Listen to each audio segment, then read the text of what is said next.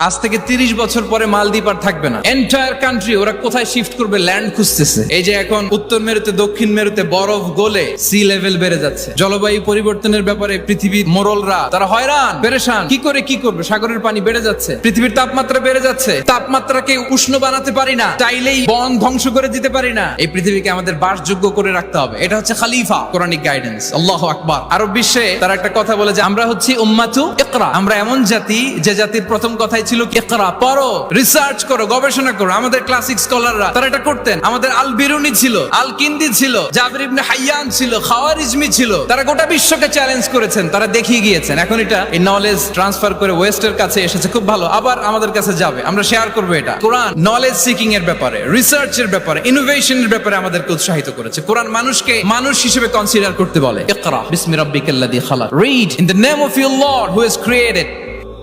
আজ থেকে 30 বছর পরে মালদ্বীপ আর থাকবে না। এন্টায়ার কান্ট্রি ওরা কোথায় শিফট করবে, ল্যান্ড খুঁজতেছে। এই যে এখন উত্তর মেরুতে দক্ষিণ মেরুতে বরফ গলে সি লেভেল বেড়ে যাচ্ছে, জলবায়ু পরিবর্তনের